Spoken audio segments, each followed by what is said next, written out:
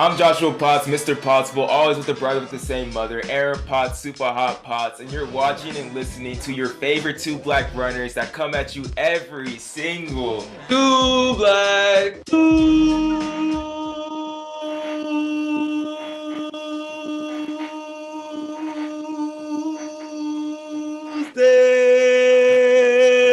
Let's go, we back.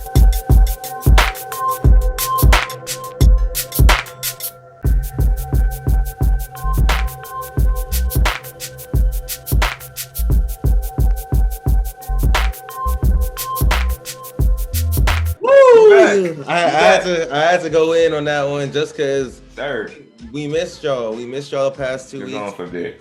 It's been a crazy time. Like recovering from Prefontaine. There's a lot going on. It is the off season. You know, a lot of track people just went into their off season. And it was just your birthday, bro. We have to celebrate you for a set. That's true, man. September 12th was the birthday, 27. You know, blessed. You know, just blessed to see another year, man. Blessed to see another year. And you beat the statistics. You beat the statistics, bro. They said I wasn't gonna make it past 25. I'm alive. Like, let's go, man. It's a blessing. It's a blessing to age every year, bro. And it was. It is most definitely. Man. And I gotta say, I remember last year on my birthday when I turned 26. Like I posted on my Instagram, I was like, in year 26, you're gonna see more of this. And it was our first picture in our first shirts. And I was looking, I was like, dang, bruh. Like, dang, that's right, huh? Yeah. That's right, huh? So we really did. We put in work this year, you know. It was a great year. But then you just got to keep on doing it. And that's what's hard. Like, you got to do it again, bro. So, you know, hopefully 28, not even hopefully, 20. By the time I get 28, bro, there's going to be some advancements with the two black runners in the running report. And I'm happy that everyone listening right now, y'all have been here for the journey, so y'all know what I'm talking about, which is cool. Yeah, most definitely appreciate all of you guys.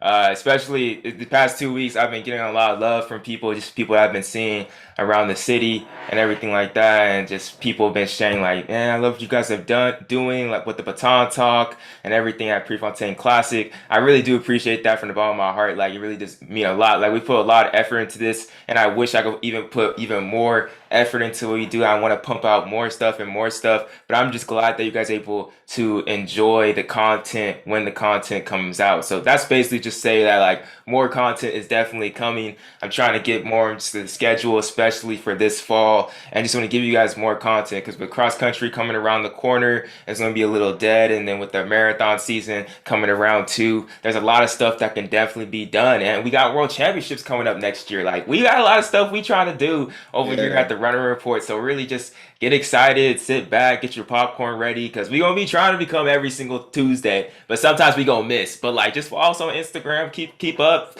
make sure you watch on YouTube and keep up, because stuff is gonna be popping up every single time you get a chance, to be honest. Hey man, and if y'all haven't already, make sure y'all go out and get the Running Report tees.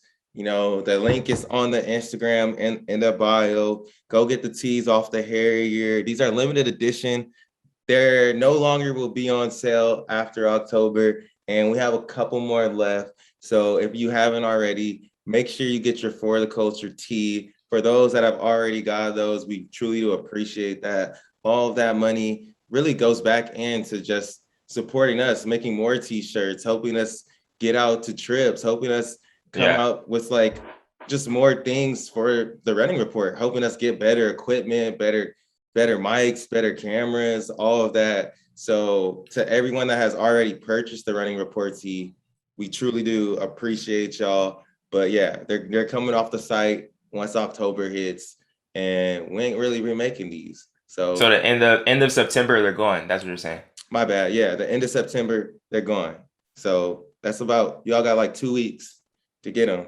So go get them, and thank you, because that's going to help us. Like I said, we're going to have better mics, better cameras, traveling to meets, all of those things. That's what it's going to go to. So truly do appreciate y'all for supporting us there. And over these past 2 weeks, we were gone. Like, we had some plans for the pod, but they fell through. Aaron's birthday was celebrated, and low-key, kind of like for Aaron's birthday present, bro, like, one of his favorite runners got a big payday. We don't know exactly what the money was, but Cole Hocker, man, this dude, we already know, Aaron Potts, Super Hot Potts, a Cole Hocker stan, signs with with Nike, going pro with Nike. The dude that should Centro, finished 5th at the Olympic Games, ran a 3:31 out there, only 20 years old. Did some amazing things this past year from Cole Hocker. Definitely like the love of Eugene right now, and especially Indiana, where he's from as well. But bro, Aaron, what was just we weren't on air for this, so what were just your feelings when you found out that Cole Hocker is signing with Nike? He forgoed his rest of his years at Oregon and just went ahead and just said, let me go all in. Let me go all in with Nike. Like Cole Hocker did, he did it in style too. I love the Instagram post he made. Had Kanye on there. That was hard. The Donda. He had the Donda album playing while he was running. Speech to the young. That was hard. To be honest, like what's really crazy right now is really like we really are seeing like this changing of the guard, in track and field. And it's just cool. After this, I remember this time last year we heard about Cooper Tier and Cole Hocker like running some 1,200 meter like time trial and running like crazy times. And like now fast forward, this dude got 6th at the Olympics. He won NCAAs. He ran 350 in a mile. And now he's on top of the world. Like he is the favorite. We were saying like when I said he was a favorite back then, it was crazy, but he is now the favorite in the real now. Like he is the. Wait, hold on. Are you talking about for the US? That's what you're saying? No, I'm talking about for the US, bro. Yes. Okay. I was just making sure, bro. Right. I was making sure. I think you're talking about the world. Okay, bro. Okay. Hey, that's cool. We ain't there yet, but we getting there. We getting there. We ain't there yet, definitely. but we getting there. I'll tell you in about 3 or 2 months. I'll let you know if he's the favorite in the world. Right now, we're the favorite in the US, though. We on our way, though. All right, most definitely. But I think it's just crazy too, because remembering back when I was in high school, the year after I left, that's when Cole Hocker like really took off that senior year, and he finished 2nd at NXN, and then he finished, then he won Foot Locker, and then now to see like. We thought like his first year at Oregon, like he would really like take off, but then COVID happened in that track season. And then now they're just right when he was able to really like get on the track to see him do all these great things. It's tight to be able to see these people that are close to my age and follow their journey a little bit and be like, see how much they improved. It's motivating. It's motivating, like for sure. So congrats to Cole Hocker. We hope to have you on the pod one day. My guy, I think it'll definitely happen. But something else that happened in these past 2 weeks as well when we were on the air, Yared Nuguse, somebody else who was in college this past year from Notre Dame, finished 2nd place to Cole Hocker at the NCAAs, has an NCAA record in the 1,500 meters. On the Running Effect podcast, he announced that he's going to stay with Notre Dame. He announced he's staying with Notre Dame. I believe he still has cross-country eligibility left. And he said that there's no reason why Notre Dame can't beat NAU this year. He's coming with the smoke. Yared Nuguse and Dylan Jacobs are coming with the smoke this year for the NCAAs. And over here, we low-key NAU stands. I'm not going to lie to y'all. I root for NAU. I root for NAU. My brother went there, you feel me? Caleb went to NAU, so we got to root for that. But like, what are you just thinking about Yared Nuguse going back to Notre Dame for, I guess, to finish up his eligibility, and just this claim that like they gonna beat NAU? That's what basically he said. That's what he said. Hey man, and let's just say this. I mean, last year too, a lot of people were kind of sleeping on Notre Dame and Yared, because when you think about it, last year, what place did they end up finishing at NCAAs? 2nd place. All came in top 5. They had at least about a 12-second like range too. Yes, so they finished 2nd place at NCAAs last year, which was a weird year. Like Oregon didn't, like for example, like Oregon, they didn't even participate, and a lot of teams didn't. So we didn't really think anything big about it. We're like, whatever. But then Yared comes out and we're like, oh shoot, like in the track season, he went off. So there's something in that program that they are actually doing right. Because if your top guy is Yared Nuguse, of course, like he's talented and he was an NCAA champion before that. But like, if your top guy is like making like Olympic teams and y'all getting 2nd at NCAAs, like y'all really are right there. So I don't think that claim is really like that cocky to say. Like, why would he believe not? It's like, yo, who on your team better than me? True. What's good? It's gonna be hard to dethrone NAU though. I'm still predicting that they're gonna get it done. I think this dude Nico Young I think it's gonna be Nico Young versus. Honestly, it's gonna be crazy. I didn't know Connor Mance has another year. I'm all like, wait, hold on. Don't forget about Abdi Hamid. That's true. Abdi Hamid gonna be up there.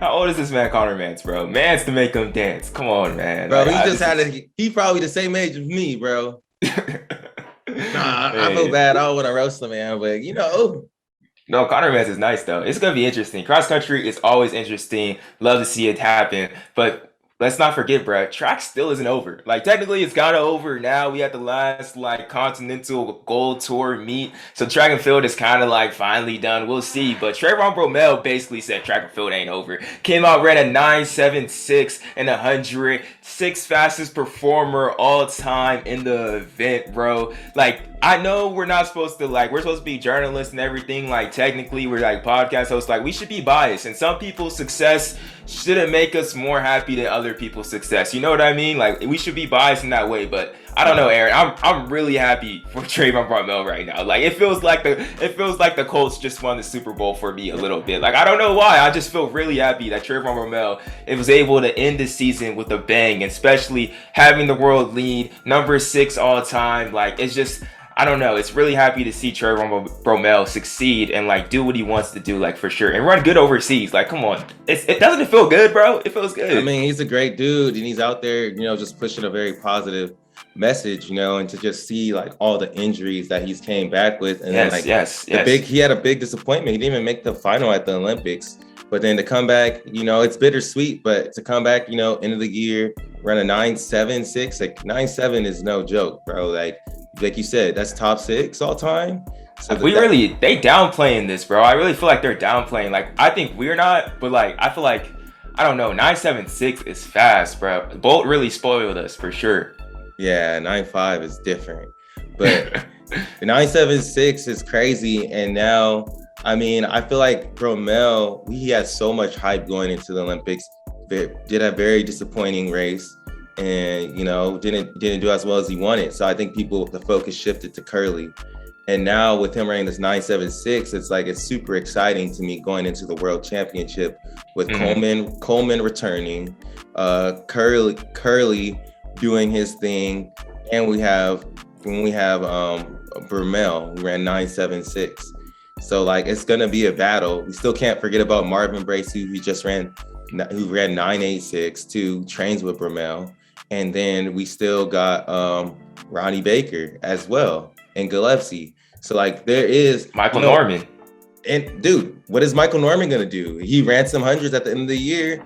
Is he gonna do the same thing as Curly? What is he gonna do? So I think there's been a lot of focus on the women, as there should be, because sha'carri, that's the girl. She's that girl. She's that girl. There's a lot of focus there, but there are some great storylines that are developing on the men's side as well. And I'm excited to see how fast they push each other. I'm excited to see, it's going to be honestly like this good versus evil, but then also like Curly crazy sprinter storyline that we're gonna see as we get closer to the World Championship. So it's going to be super interesting to see the men's 100. Yeah, I think it's gonna become back. I think the men's 100 is gonna resurge as a glory event. Because this year I feel like it really wasn't. But if you're telling me if the lineup at not world champs at USA's, it's like you have Curly on the line, Michael Norman, Marvin Bracy, Trayvon Bromell, Christian Coleman, Ronnie Baker. Imagine that's 6 lanes. Noah Lyles, Cravion, Gillespie, If that's the final at USA, it's all those people are those 8 people are all stars in their own right. So that's super exciting to see. And hopefully in that 4x1 we should get it together and we should get that dub. Man. I don't even want to talk on that. We should get the dub. Just train, man. Just practice. Let's practice the stick a little bit. Come on, man. We got Coleman, Bromell, Curly, and Bracy or Baker, whoever you want to put on there. Bro, there's no excuse. We gonna win. I got confidence. We gonna win, bro. We gonna win. I know we can win. We just gotta practice though. We gotta practice. But also, what I do recommend too, especially if you live in Southern California, go to the Woodbridge Invitational next year. Like for sure, you need to go to Woodbridge. I know Mount Sac's all that, and we're gonna be at Mount Sac. We're gonna make something happen. We're gonna be there. And we weren't at Woodbridge. I was at Woodbridge. Aaron wasn't at Woodbridge because it's low key. It's literally Woodbridge is 2 miles from my parents' house where I live, where Aaron used to live. It's 2 miles from my house. So like I have to go there. I have to go there. One of the biggest cross country meet in the nation went to Woodbridge last night, bro. And we gotta talk about this, bro. You live in Southern California, you gotta go next year because Leo Young is coming back. He's gonna be back at Woodbridge next year if everything goes right. This year though, he broke his older brother Nico Young. You heard of that dude? Broke his 3-mile national record of 13:39, running at 13:38, and his 3 teammates finished all right behind him. That's Newbury Park finishing 1, 2, 3, and 4. They averaged 13:54 as a team, the fastest team time in history. That's crazy. For a 3-mile course, bruh. That's crazy. We are watching the greatest high school cross country team of all time. I don't even care if it's the beginning of the season. We can overreact to all we want, but they have 4 Nico Youngs, Aaron. And the crazy thing about it is, like, yeah, you know, their team is just made up of 2 families. It's literally the coach struck gold with these 2 amazing gene pools in this family. Like, you got twin brothers on the team, and then you got brothers that are a year apart with Aaron Solomon and Colin Solomon. I don't know if that's how you say is that how you say their last names? I believe so. But yeah, to have them, they're a year apart, and then you got twins. Like, bruh. And when you and we were talking about this before. I believe like it changes the culture on the high school team is the families. It's the families that come in there and they change the tone. Yeah, the generation, and they change the tone. And they step it up like, yo, we want to be great. We want to be this good. And then when you have an older brother like Nico Young, who already set that example, you know, the younger brothers, they're going to go destroy it, you know? And I'm sure Lex is texting Nico right now and be like, bro, I'm better than you. Like, you know what I'm saying? And the crazy thing too is I was talking to Coach O. If you guys ever watched their running report monthly, he was at the meet with me too, and we were talking it up and chopping it up. And he was saying the example of like, because on this also to preface this, there's a video, HD Runners on YouTube. Y'all should follow them and check them out. They do a series with like Prep Cal Track talking about like Newbury Park's journey. And basically they spent a day there like for their they spend a month in altitude training in Big Bear. And like I think it was Leo or it was Lex Young talking about it. It's like, yeah, we want to have 4 Nico Youngs on our team. Like that was their goal. And they obviously already achieved that with their first race. And they also wanted to break the record, like the course record for every single race that they go to. They're already doing all these things that they're talking about in the beginning of this season. But the fact that they have 4 Nico Youngs, and the reason why I feel like this is so great, and while I was talking to Coach O about it, like he feels like Nico Young could have ran faster when he was in high school. But the reason he wasn't able to do that is because only person he really had to train with was Jace Ashburner. That's the only person that he could really train with. And I think Nico definitely had gaps on Jace. But now that Leo, Lex, Aaron, and Colin are able to train with 4 people, basically at the same speed, but at the same speed is under 14 minutes and close to the fastest ever, for 3 miles. Like, that's insane, bro. We were watching the greatest high school team of all time. Like we were like, oh, Nico and Jace, the greatest 1-2 punch. I remember saying that on Running Report. We got the greatest 1, 2, 3, 4 combination of all time. Nobody is stopping Newbury Park. We just gotta witness. Let's give roses to and let's give roses. You know, I talked about the families, but let's give roses to Nico and Jace for changing that program. They laid the foundation for that whole entire team. You know. And they really took it to a whole nother level, bro. So yeah. shout out to them, man. Good luck to Bronson's. And Bronson. Sean Bronson and his wife as well. They the head coaches. Yeah. Power couple. That's a power couple. They doing something special down there. So it's gonna be super dope to see everything they do, to see how they do at NXN, like what kind of records they set there. This is reminiscent of that team. What was that team? It's the homie that's on BYU now. Oh, American Fork. Oh my gosh. Remember they had that 4x mile? They're gonna be faster than that. They're gonna be faster. Oh my god. They're gonna have three. Bro, hold on. We clip this. Oh my. At Arcadia, they're gonna run the. Actually, they may not. No, they're gonna run the 4x mile. They low key may not. They may just all run the 32. But I don't know. Let's say they run the 4x mile. If they run a 4x mile, they will all be under 4:07. Oh my gosh. That's not even fair, bro. They'll all be under 4:07. That's sick. That's disgusting.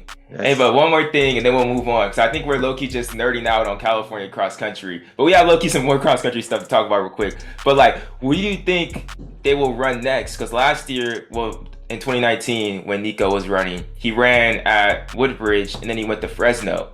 And, like, was trying to break Herman Fernandez's record. Yeah, Clovis. That's where he went to go run next at Clovis Invite.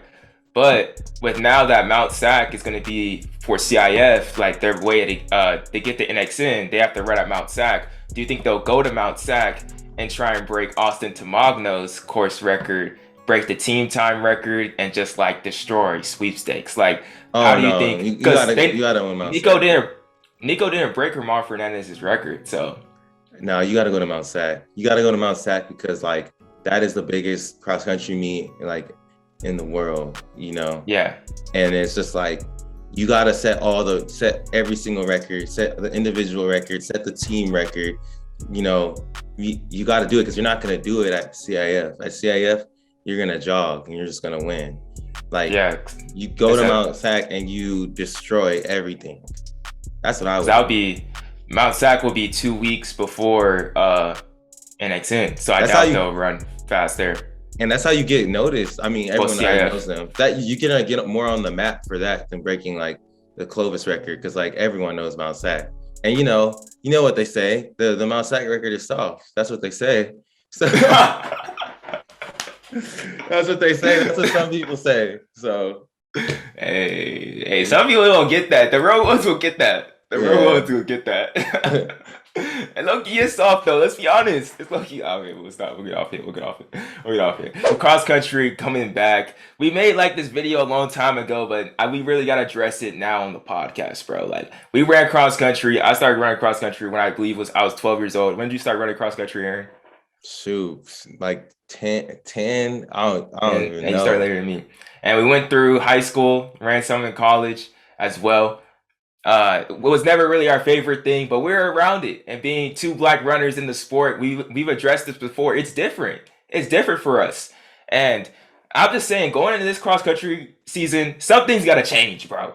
There are 4 things that I do not want to see this cross country season. Like, for real, Aaron. I'm tired of it. Actually, I got 5. I just remembered one that I want to put on here.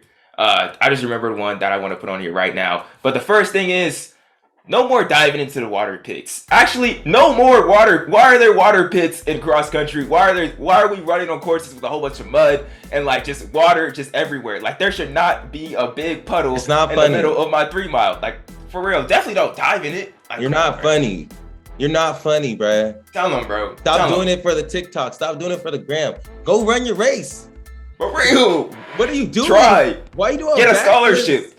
Get a scholarship. Why are you doing backflips into the water in the middle of a race, bro? Cannonballs, bruh. Come on, man. Come on. It ain't funny. Stop. Another thing I don't want to see this year, bruh. No more of these like challenges that involve like dancing and porta potties, bruh. Like, come on. Like, we already know cross country runners, we weird and we awkward. Like, come on, we ain't, because we 2 black runners. But we know they be weird and awkward, you feel me? So we don't need to be doing all that dancing. Like, let's chill out with I'm sorry. Like, man, the challenge in the porta potty too. How many cross country runners can we fit in a porta potty? Come on, Aaron. I'll let you take that, bro. That's a Caucasian thing. That's all I gotta say about that. I'm sorry. Why are you stuffing yourself into a porta potty? Come on, man. It's not cool if you can fit 16 cross country runners to a porta potty. It's just weird. I don't want to be that team. If that was my team, bro, I may leave. I may have to transfer the next day. I may gotta transfer the same day. Also, one thing, This low-key kind of just personal to me, and a little bit of advice to all the cross-country runners out there too, and especially you too, you people out there too that be doing your daily runs, your ultras, everything like that. This season, bro, don't be a slave to your Garmin. Run off how you feel. If you gotta run 6 miles this day, and the watch says 5.94, and you're back at your destination, just stop. You don't gotta run in circles. What about Strava though, bro? Come on, man. What about Strava? Come on, man. Strava. That could be your caption right there. Don't be a slave to their Garmin, bro. And preach the message, preach the gospel to the people. Liberate yourself from the Garmin. Hashtag no slaves on Strava. Another thing too that I've been seeing, low key frustrates me, but it's all right. It's all right in some situations, but low key it frustrates me. I'm like, why is this happening? Another thing that I don't want to see this cross country season. No more compression shorts under your short shorts. Like, let's embrace it. Let's embrace the split shorts, the short shorts. One or the other. One or the other. Okay? You can't be having it don't look cool. It look weird. It do. Like, come on, man. Like, choose a side. Don't be afraid to show your thighs. Man, just tan them. But what about the thighs? No, just kidding. Thighs stop. You could tan. You could. I had a dude. He was from the mountains of Caucasus. You feel me? What? Caucasus. You know, never seen that? I don't know what you're talking about. Hopefully, you ever seen that with Cat Williams? And he's all like, "That is not my child. He's from the mountain of Caucasus." Okay. I know, homie. He would go outside and he would tan his body before cross country races. I know that ain't smart, but he knew he got the tan. He had to tan his thighs beforehand. Hey man, make sure that he look good, feel good. You feel me? Yeah, don't be ashamed of your tan lines. I mean, that's another Caucasian problem though. I don't know about that. But don't be afraid. Like, no shame, bro. Embrace it. Just do your thing. We all here to compete, you know? Last one. This is something that definitely hasn't been a problem to me, but I'm seeing it around, especially in just like the Midwest community, I would assume, and just the East Coast. Like, can we stop having cross-country courses where deers can be present? Like, this is the issue. We had about 4 years ago, the dude got ran over by a deer. I just seen it recently that another deer was at a cross-country course and almost hit a kid. Like, why are we doing this to ourselves? We're endangering these kids. You feel me? And these deers are really out here. They're savages trying to tackle children. Let's stop this. We don't need to see this anymore in cross-country season. Yeah, I mean, I don't know about that life, but I thought they got guns out there, so y'all need to get to work. I want to see a deer about to run out and somebody just pull out that bop bop, just hit that bop before I get down, you know, and then that's dinner. But those are 5 things that we don't want to see this cross-country season or this fall. Y'all, bro, try and follow these guidelines and you'll have a good cross-country season. Let's stop this. Spread the word, spread the gospel, liberate these people from these cross-country hardships, and let's have a good cross-country season this year. Shout out to all the kids out there. Shout out to Notre High School. You feel me? That's where we'll be getting down, the Pause family. But also on the podcast, we got to address some things that are going on the Running Report. Some new things, especially on YouTube. If you're watching on YouTube, make sure to give this a big thumbs up. We would really appreciate that. And if you can comment down below as well, that would be even better, especially. But if you're listening on the podcast, especially on the Apple Podcast, leave a review, rate the podcast. Anything that you can do helps to make sure to just keep on pushing this podcast out forward for more people and can recognize it and can see it and get recommended and all that great stuff. But what's new on RR is our Baton Talk series. We did a lot of interviews at the Prefontaine Classic, still going through and editing all of those questions that we got. And we have at least like 3 or 4, I think 3 or 2 more videos left from our Baton Talk series. If you haven't checked that out yet, you need to check that out on YouTube like right now. But the one that just came out was talking about who has the biggest bag in track and field. And when we refer as bag, we're talking about like who has the most range, who can go out there and just pick out any bag, like a 400, 800, and a 15, just out of their bag and be able just to go out there and really compete at any single event. One of the biggest winners was definitely Safan Hassan, who can really medal from from the 800 to the half marathon, which is kind of insane. I don't know. People were even saying the marathon. I don't know about that, but I won't go there. I won't go there. But I gotta ask you, Aaron, who in track and field right now has the biggest bag? Bro, I gotta go with Fred Curley, man. I think this was his first year seeing him in the 100, and he got second at the Olympics, you know, on the biggest stage, clutchness. And I think that now that he's tried it and he was successful, he's had to figure it out. He can medal in the 4, he can medal in the 2. Like, I think he's gonna get better at the 200. He's gonna be on the 4x1. I think that he is our sprinter. He is our number one all-around sprinter. If there was a ranking system, I would put him at top. And it's crazy because he gets forgotten. You put Lyles above him. You're gonna put Norman above him. You're gonna put Coleman above him. Heck, we had Trayvon before him too. But I gotta give Curley his flowers, bro. Like, and I want to say Grant Holloway too. We don't get to see him featured in those events, but you know, if he was on the 4x1, he would kill it. Like, you know, there's so much. Long jump. There's so much he could do, but I'm gonna give it to Curley because he's actually like setting out and doing these things. And he's gonna be the one. He's the one repping America right now. Like, really though, like in the sprints like that. You know what I'm saying? On the men's side, at least. But I feel like it's gonna be him over the next couple of years, bro. Is Fred Curley going to be is Fred Curley going to be the closest thing we get to Carl Lewis? Because we have like Jerrion Lawson, who also does like the 100 and the long jump, but he hasn't been up to that because he was out serving suspension and everything like that. But do you think with Fred Curley doing all these events that he's going to be the closest thing that we get to Carl Lewis until we get somebody out there actually running like the 1-2, 4x1 and long jump? What? I don't know. I'd be curious to see like what is he gonna do? Like, because I feel like what he's gonna compete in at Worlds is gonna depend on the scheduling. So it is possible like we could see him doing a 100-400 double, which you never see. Because like he's someone too that could do. Let's say he does the 1 and the 2, and instead of being on the 4x1, he's on the 4x4. Or what if he does both? Like, he could have been on the 4x4 this year. Like, honestly, it's kind of you could even say it's surprising he wasn't on the 4x4. Because he's definitely, even though he's training, he has the strength. So he could go split a 43, bro, or a 44 low. He could, obviously. I think so. Yeah, that's his event, bro. I'm gonna go with the boring answer of Sifan Hassan. It's obvious, like I said, she can pretty much, if she really wanted to, she can medal from the 800 to the half marathon at least. She has the hour world record as well, which is a wild stat, but it's still out there. She still hasn't proven herself as like how great she is in the 5,000 yet, but we know eventually she's gonna get to that. I mean, I've proven herself like she's not like the greatest yet. She hasn't got that record. She won though. She hasn't got that record though. I think that's what she wants though. You feel me? Yeah.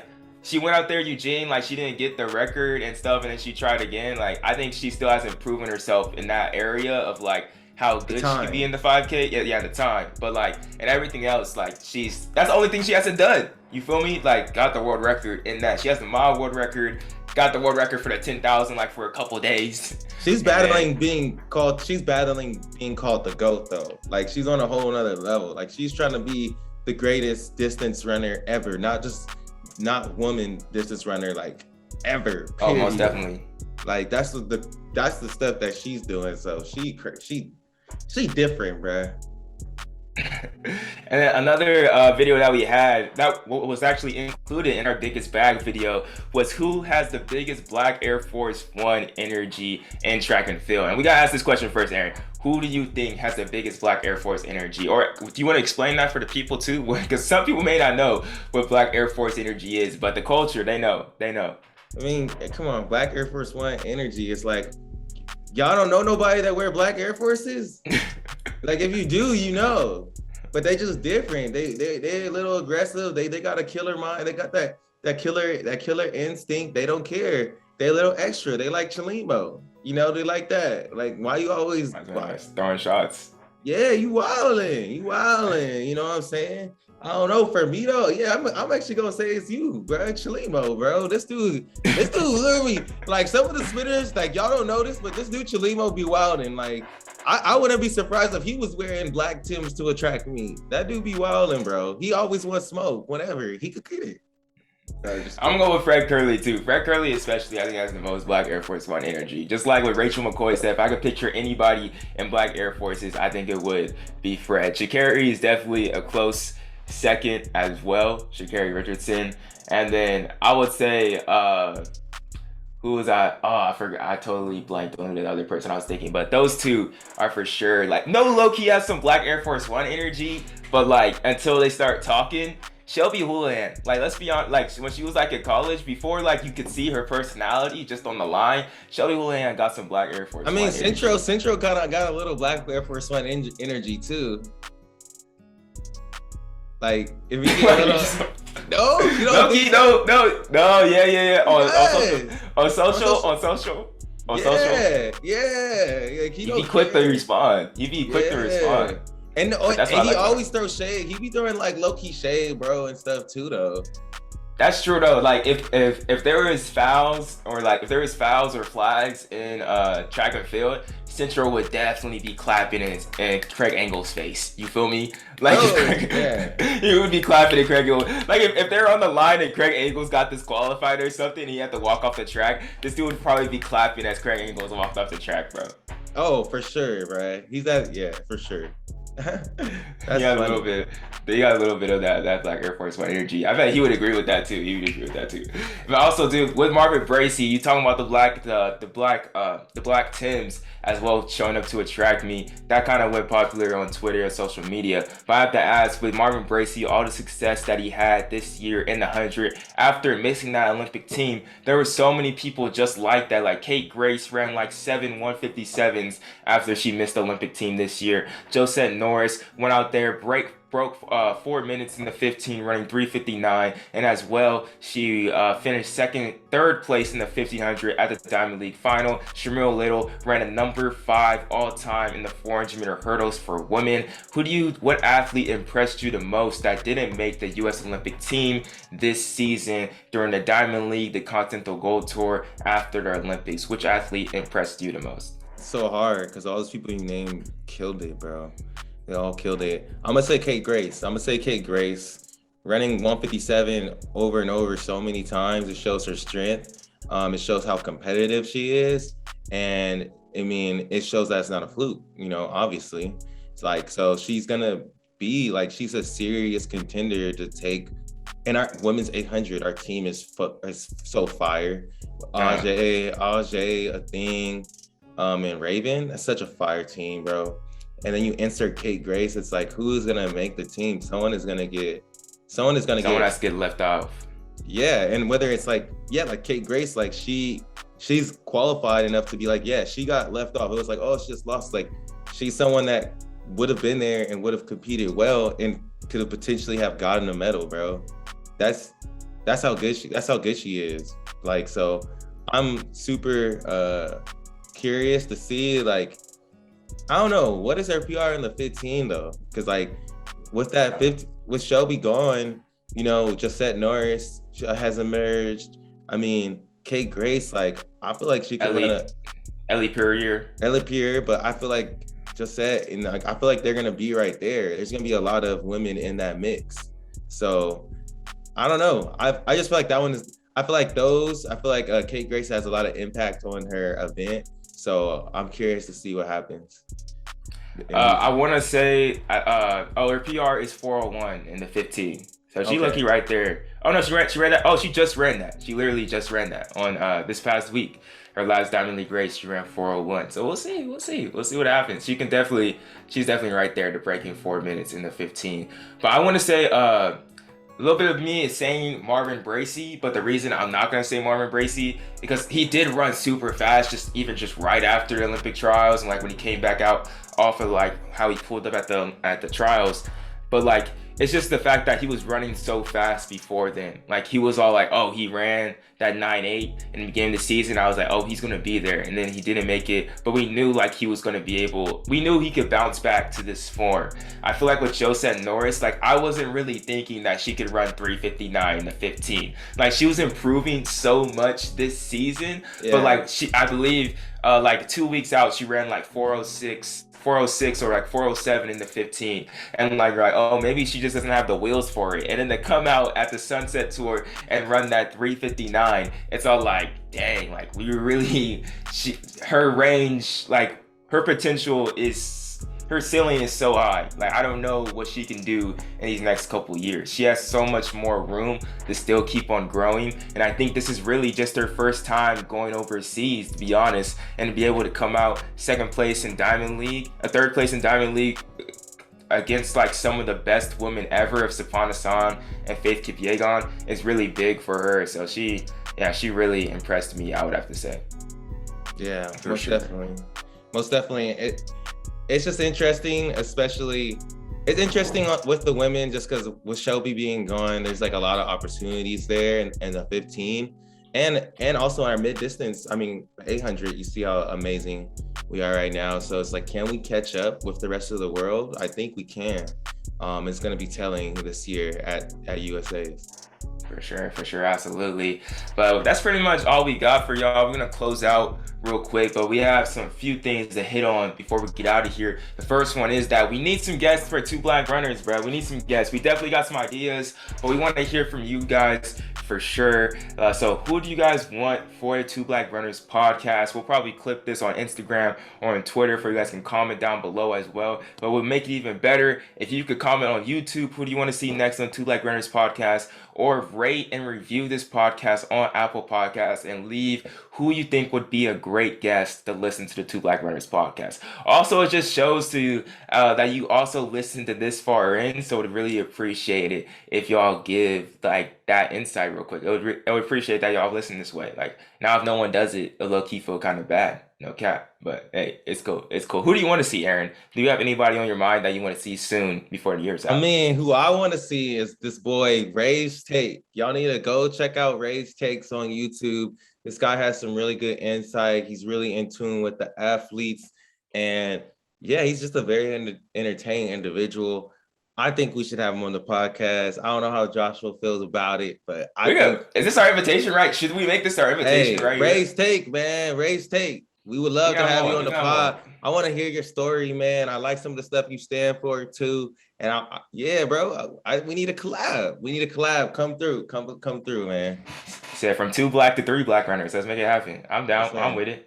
We can do that. It'll be an interesting conversation for sure. But also, as we close out the podcast, we gotta give our condolences to Ida Keeling and her family. The woman who competed in the 100-meter dash at 102 years old just passed away at 104. She's the only person to ever complete 100 meters at 100 years old on a professional, at a competition at the pin relays. She did that back in 2018. A great moment. And I want to especially do this too, because I remember when we reposted that happened, that really took off our first Instagram, reposting that. So that was a special moment, just oh dang, I wanted to really repost that. I wanted to really repost that and make that a post and really honor her, because that was an amazing moment. It's something that I will forever remember from watching back to the pin relays. And I think that's just such a great thing about track and field and running just in general, to have those great iconic moments. There's Usain Bolt breaking the tape at Beijing in 2008, and right next to that as well, there's Ida Keeling, 102 years old, running the 100-meter dash in 1 minute and 17 seconds. That's crazy. That's insane, Aaron. So I had to give my condolences to her, to the Keeling family, for sure. Yeah, condolences for sure. I wish that someone would have been amazing to talk to, and I'm sure it would have provided us with a ton of motivation too. But condolences to her. I mean, that's crazy. It sounds like she lived a beautiful life. To make it past 100 and to still be active is definitely a blessing, something I would love to have in my life. So yeah, it is crazy. R.I.P. Yeah, most definitely. And let's move on to last thing we got on the schedule before we get out of here. Is let's still represent these women out here. Go watch Sisters on Track. Go watch Sisters on Track on Netflix. We want to do a podcast on this and really like review it. So we're telling you now before we do a podcast on it and really spoil everything in the movie. But you want to really dissect that. Sisters on Track is a documentary on Netflix, really following the life of 3 sisters and their journey of a coming to age story of their life in club, track, and field, through their journey of just being on the Sports Illustrated Kids of the Years, living like being homeless and getting a home from Tyler Perry. It's an amazing story that I think you guys should all watch if you love track and field and really get an insight of what happens in the club track scene. Because me and Aaron, we came from club track, and I feel like a lot of people were on the outside looking in and really didn't get the track until they got to high school, or some people even college, if that means, or they started like in middle school, they didn't get to do club. So it really gives you behind the scene look on that and just shows like how intense and serious and how impactful it is for these kids. A really good watch. Go watch Sisters on Track on Netflix. We're gonna do a pod on it soon, a podcast on it very soon. It's gonna happen soon enough, hopefully. You won't be disappointed too. It's such an amazing story. So definitely go check that out. We're gonna try to do a little movie analysis for y'all. We're gonna bring a special guest on with us too. So be on the lookout for that. Yeah, and that's pretty much all we got here on Two Black Runners podcast. Really do appreciate you guys tuning in. Make sure you guys get a Two Black Runners shirt or Runner Report shirt for the culture tee on the Harrier. They're going to be not selling anymore online after the end of September. So you want to make sure and you get that real quick. You got anything else, Aaron, before we get out of here? No, just appreciate everyone listening in, still rocking with us. We're going to do our best to get y'all that content every single Tuesday. But as always, man, if you listen this far into the podcast, you truly are a day one homie, and we appreciate y'all. Y'all keep us pushing. Hey, most definitely. See y'all next week on Two Black Runners podcast, and shout out Nika Young. Shout out the Young family. Salmons, Nico Young, Newbury Park. Let's get it. Bronsons. Hey, let's get him on the podcast. Bronson, get him on the pod. Hey, we could bring the whole fam. Newbury. Hey, see y'all next week. Peace.